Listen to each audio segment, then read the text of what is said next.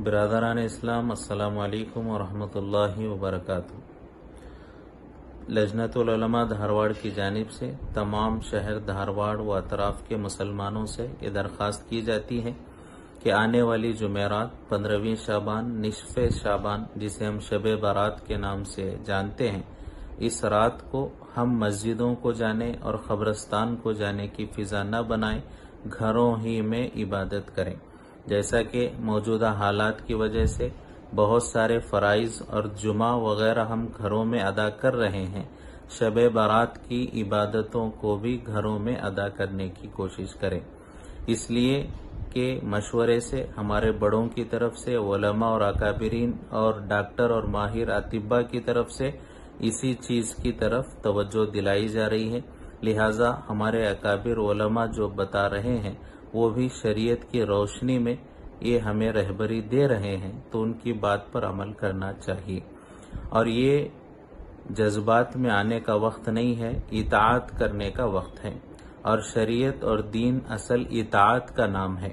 جذبات پر عمل کرنا یہ دین کا مزاج نہیں ہے، دین کا اور شریعت کا مزاج ہے موقع محل کے اعتبار سے اللہ کے رسول اور اولو الامر اکابر علماء کی اطاعت کی جائے۔ لہذا شب برات میں تنہائی میں گھروں میں عبادت کی فکر کرے، اور یہی اصل شب برات کا مقصود ہے۔ حدیثوں میں اس رات کے بارے میں آتا ہے، اللہ ندا لگاتے ہیں، حل من سائل حل من مستغفر، ہے کوئی سوال کرنے والا، ہے کوئی مانگنے والا۔ تو یہ انفرادی اللہ بلاتے ہیں، اجتماعی نہیں ہے۔ اس کا مقصد ہے کہ انفرادی طور پر اللہ سے سوال کرے، اللہ سے مغفرت طلب کرے، اور اس شب برات کو خصوصی دعاؤں کا اہتمام کیا جائے کہ اللہ ہماری پوری انسانیت کی اس وبائی مرض کورونا وائرس اور اس جیسی امراض سے حفاظت فرمائے، عافیت نصیب فرمائے۔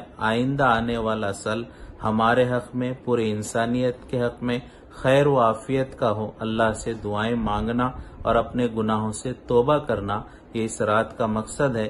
تو اس رات کو زیادہ سے زیادہ عبادتوں میں، تلاوت میں، تسبیحات میں، دعا میں، استغفار میں گزارنے کی کوشش کرے، اور ہرگز مسجدوں اور قبرستانوں کو جانے کی کوشش نہ کریں۔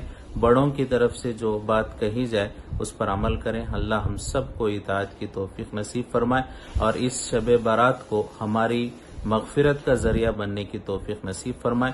اللہ اس رات کو اپنے ناراضگی کو اپنی رضامندی میں، غضب کو رحمت اور جمال میں تبدیل ہو کر پوری دنیا میں خیر و عافیت کے معاملے فرمائے۔ اللہ ہم سب کو عمل کی توفیق نصیب فرمائے۔